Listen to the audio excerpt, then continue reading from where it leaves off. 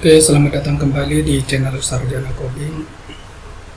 Pada video kedua ini, kita akan membuat sistem login pada aplikasi perpustakaan kita. Oke, yang pertama, silakan aktifkan examnya terlebih dahulu. Seperti biasa, kita klik pada pada tombol start, kemudian pada tombol start MySQL.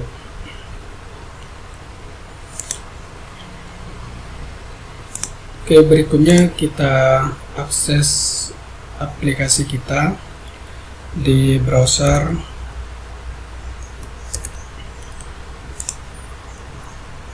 localhost/perpus. Bagi teman-teman yang belum mengikuti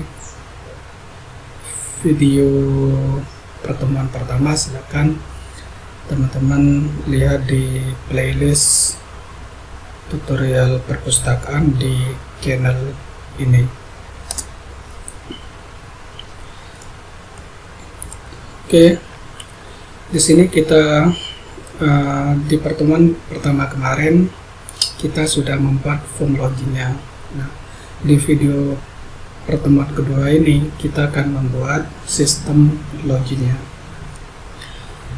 Oke, yang pertama silakan teman-teman buka Sublime Text-nya atau text editornya teman-teman. Nah, di sini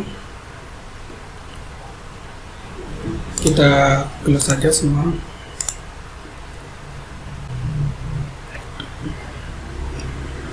Yang pertama kita buka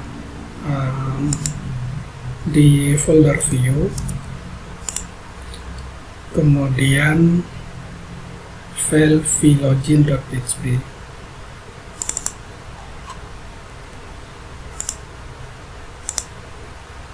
Oke, seperti ini.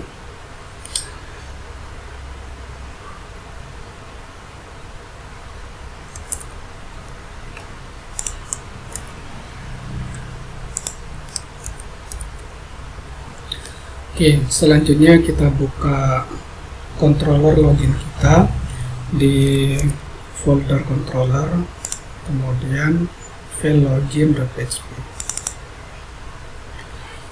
Nah, di sini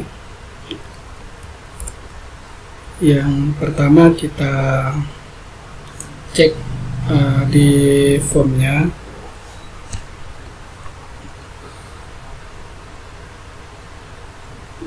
Di sini kita kasih name-nya username, kemudian di bagian password name-nya kita beri dengan nama password.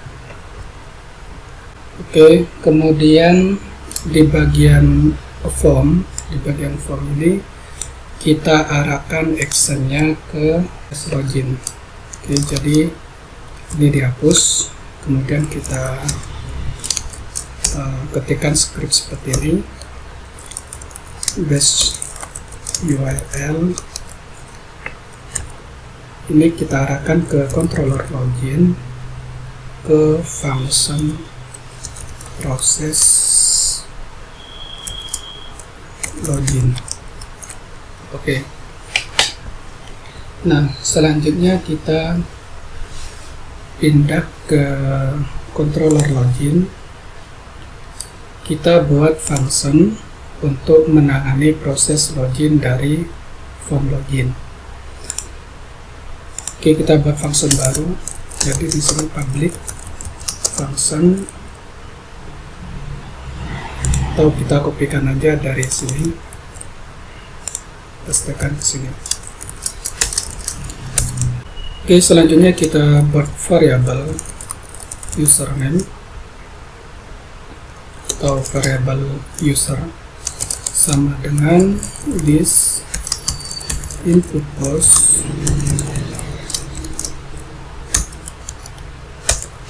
username. Jadi script ini digunakan untuk menampung inputan dari dari tag field username. Jadi apapun nanti yang diketikkan di tag field username ini akan kita simpan ke variabel user. Oke, sekarang kita buat untuk passwordnya. Ini bisa teman-teman copy kemudian paste. Kita buat variabel pass, kemudian di sini password. Yang perlu teman-teman perhatikan di sini adalah di username ini harus sama dengan name yang ada di sini. Begitu juga dengan password, name-nya password, maka di sini harus password. Kalau misal bukan password, maka harus disamakan dengan yang di tag field password, name-nya. Oke, selanjutnya adalah kita akan mengirimkan isi dari variabel ini ke model login. Jadi di sini this mlogin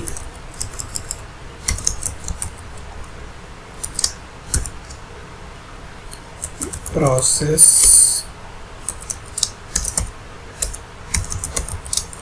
login. Nah, kita nanti akan mengirimkan isi dari variabel user ini ke model login ke function proses login. Kita kopikan variabelnya di sini dan juga variabel passnya di copy juga. Oke.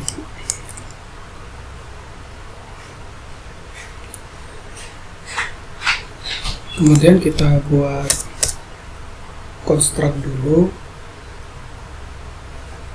Jadi kita buat seperti ini, public function construct.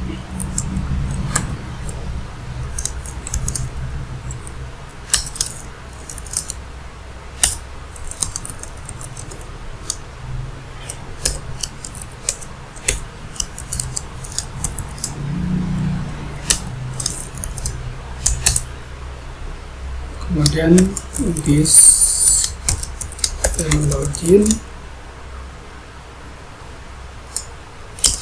this load model,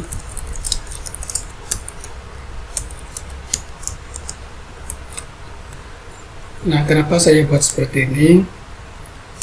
Ini artinya kita akan menghubungkan controller login ini ke model login, supaya kita tidak perlu menuliskan atau mengeload model login di setiap function di sini.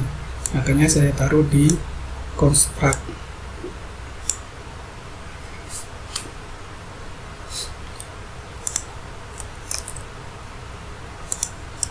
Oke, selanjutnya kita pindah ke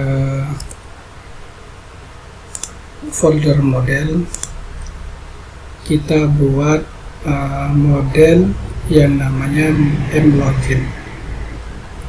Caranya klik kanan pada folder models, new file. Oke, kita simpan dulu. Namanya adalah mlogin.php. Oke.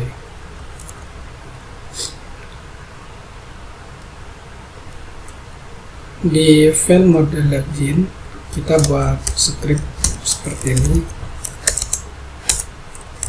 Kelas mlogin ci model.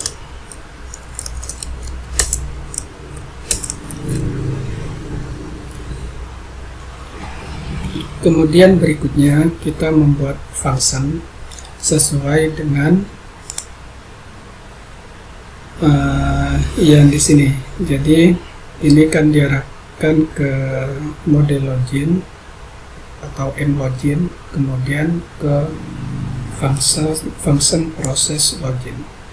Oke, ini kita copy aja. Kemudian di mlogin kita buat public function. Oke, seperti ini. Oke, berikutnya kita buat database-nya terlebih dahulu. Jadi teman-teman bisa membuatnya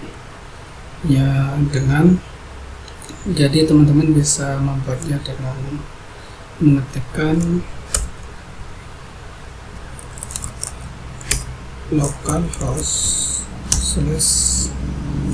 /php-min.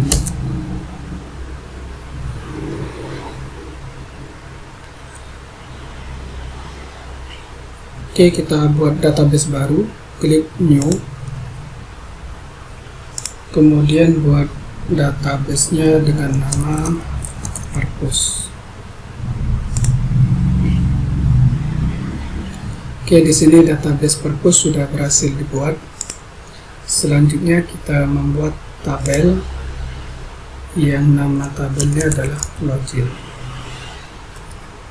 Nah, pada tabel login ini kita memerlukan 5 field atau 5 kolom.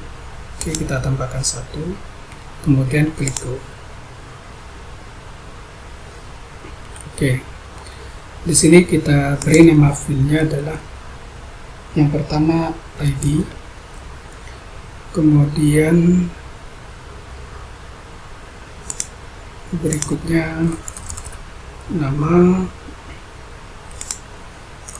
terus username, password, yang terakhir adalah level.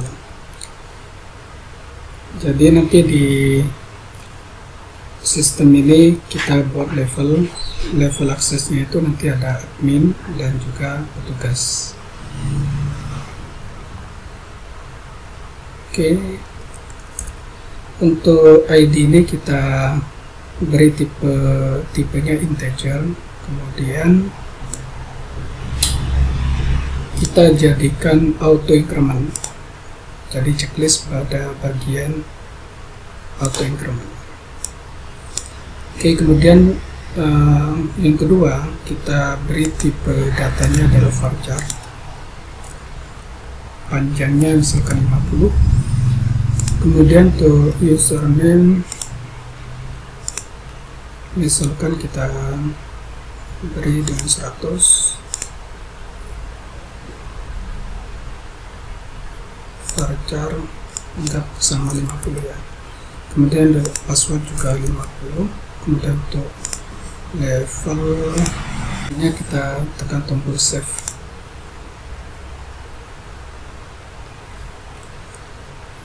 Oke, sekarang tabel login sudah berhasil dibuat.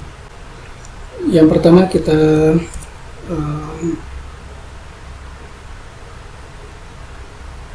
tambahkan data dulu ya di tabel loginnya. Caranya klik menu insert, kemudian kita nama isinya adalah admin, kemudian usernya admin, kemudian passwordnya misalkan juga admin. Nah, di levelnya ini adalah administrator.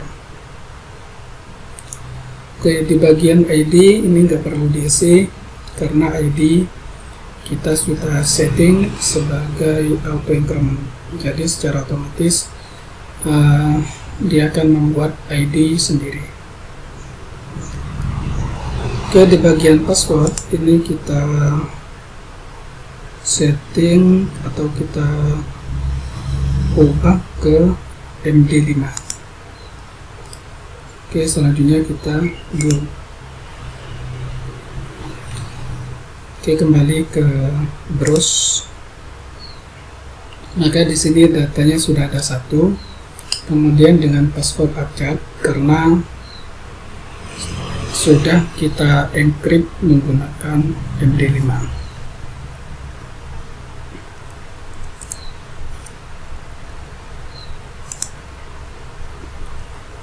Oke, kembali ke codingan kita pindah ke file mlogin. Nah, di file mlogin ini kita akan melakukan pengecekan dari apapun yang diinputkan dari form login, dari username atau password. Oke, kita buat seperti ini. Variable password sama dengan MD5. Kemudian kita kopas ini.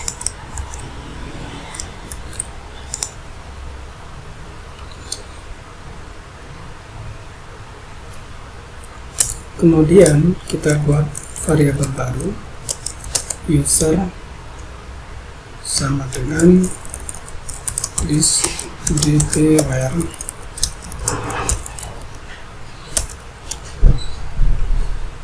ini nama file yang ada di tabel login, jadi username. Kemudian kita kopikan yang di sini. Oke. Kemudian kita buat lagi di bawahnya. Kita buat variable pass this dpware, ini nama file yang tadi kita buat di tabel login, ini password. Kemudian ininya kita ganti dengan password yang di sini. Oke.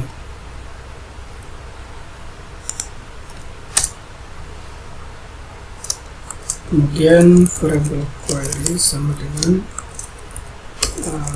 this duplicate. Nah, di sini kita tuliskan nama tabelnya. Nama tabelnya adalah login. Oke.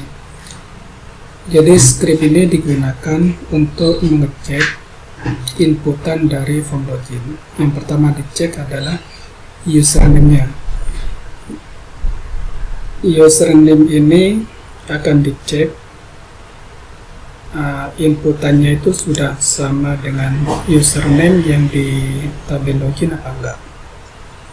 Kemudian passwordnya juga sama.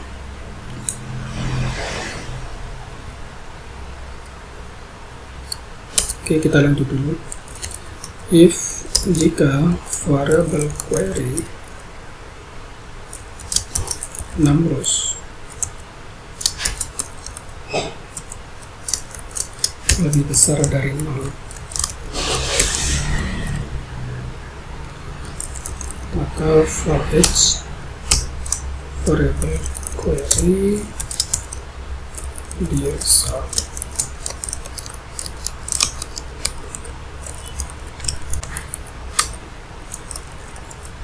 Oke, kita buat array.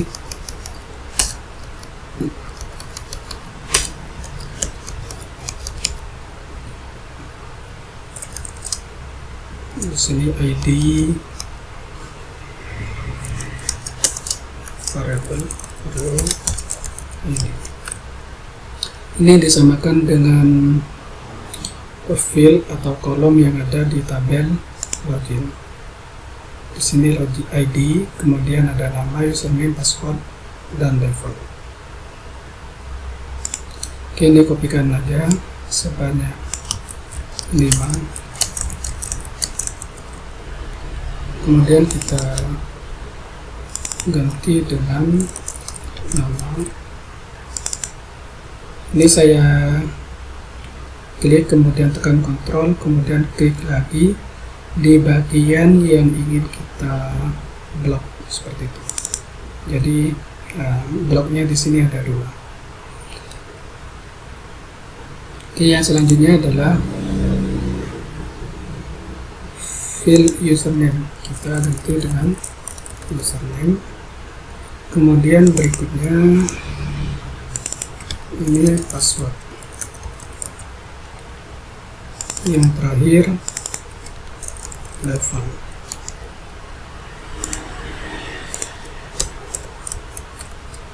Oke, kita rapikan dulu. Jadi biasakan codingan kita itu selalu rapi.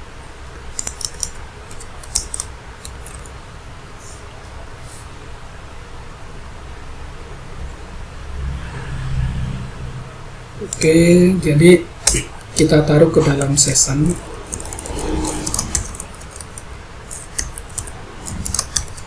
Di session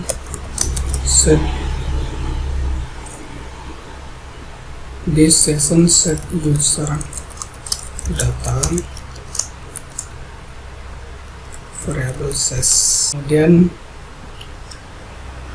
kita redirect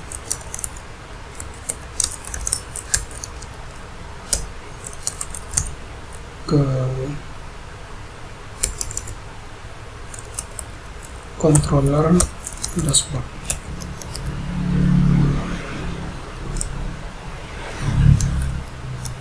Kemudian else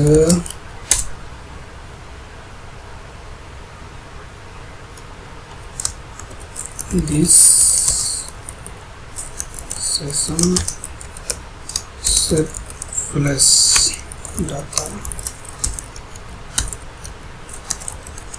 info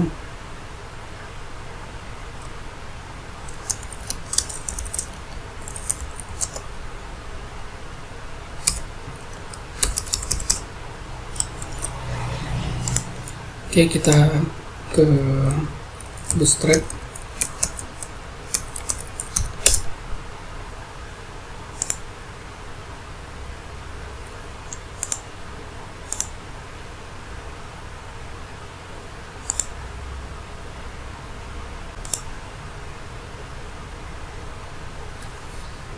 Oke, kita cari alert.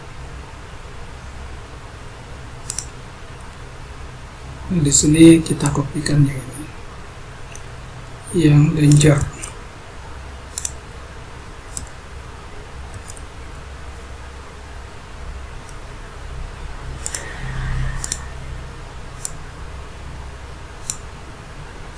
Oke, di sini kita ganti login gagal. Silakan periksa username dan password.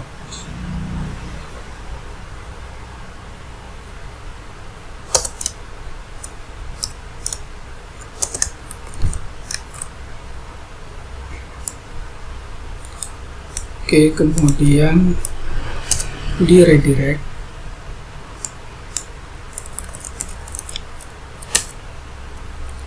ke controller login.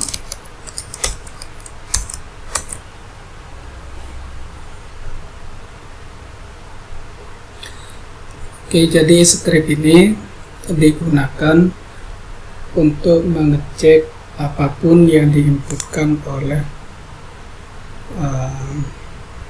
user di form login ini. Di sini kita mengecek username, apakah inputan username dari username di form login ini sudah sama dengan data username yang ada di tabel login. Begitu juga dengan password. Kemudian jika username dan passwordnya ada, maka nanti akan diredirect atau diarahkan ke controller dashboard. Else jika tidak ada, maka nanti kita akan tampilkan pesan pesan yang ditampilkan login gagal, silakan periksa username dan password Anda. Kemudian di redirect ke controller login, atau nanti ketika loginnya gagal, kita kirimkan pesan gagal di halaman login ini. Ini kita tambahkan di inputannya. Sini required ini artinya inputannya tidak boleh kosong. Di username juga kita tambahkan required seperti ini. Oke, kita coba login, refresh dulu browsernya.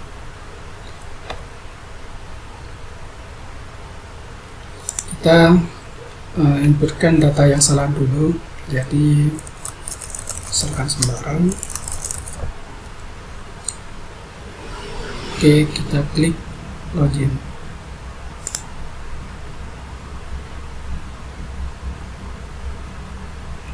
Oke, katanya no database selected. Oke,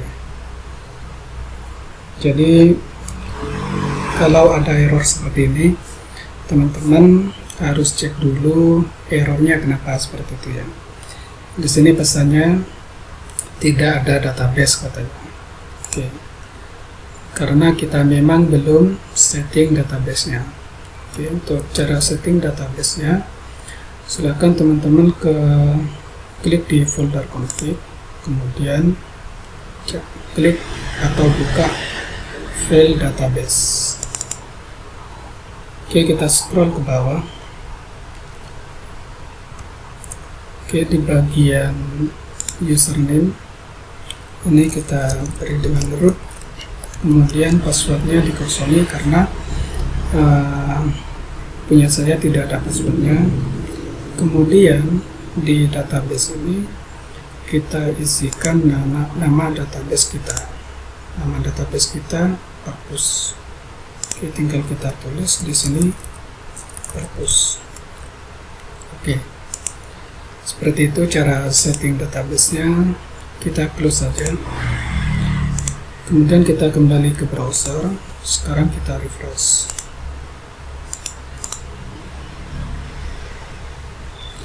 Di sini katanya tidak ada kolom pass in workflows. Oke, kita cek ke mlogin. Oke, ternyata di sini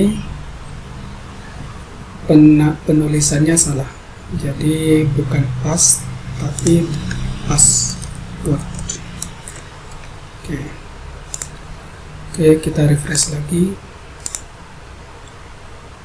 Nah, jika kita menginputkan data yang salah, di tabel login kan username-nya admin, kemudian passwordnya juga admin.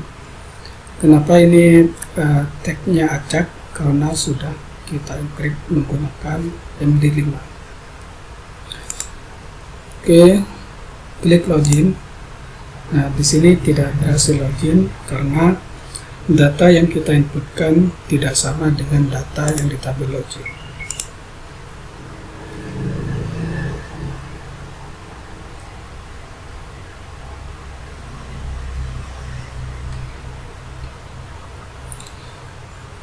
Oke, tadi kita sudah mengirimkan pesan.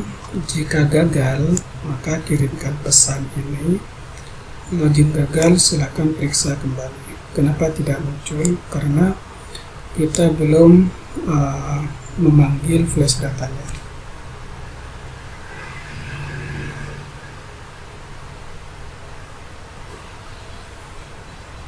Oke, kita pengennya memunculkan pesan itu. Jika gagal, nanti ada di bawah tulisan login system. Oke, kita kembali ke file vlogin. Di bawah login system ini kita tambahkan script PHP this session flash data. Oke, kita kopikan aja, ini nama flash data, kita copy ke sini. Oke, sekarang kita coba lagi, misalkan kita inputkan data yang sama. Oke, di sini sudah keluar pesan login gagal, silakan periksa username dan password. Oke. Jika fieldnya ini tidak diisi atau kosong, maka nanti ada pesan please fill out this field. Jadi artinya ini harus diisi, tidak boleh kosong.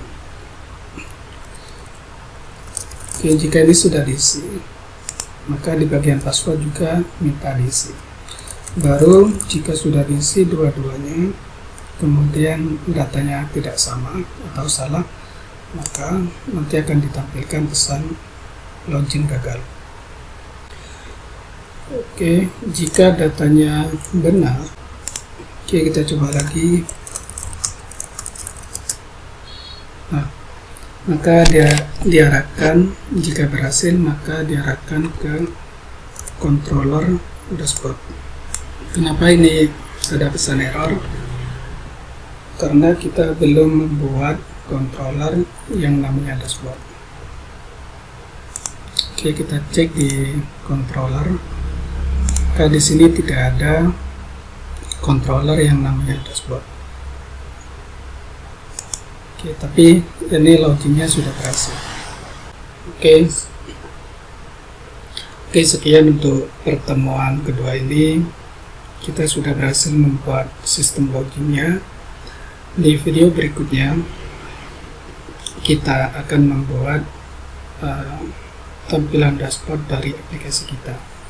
Jadi nanti kita akan membuat, jika berhasil maka masuk ke tampilan dashboard seperti ini. Tapi nanti kita tidak sama persis dengan ini, kita nanti modif sesuai kebutuhan. Oke, sampai ketemu di video berikutnya.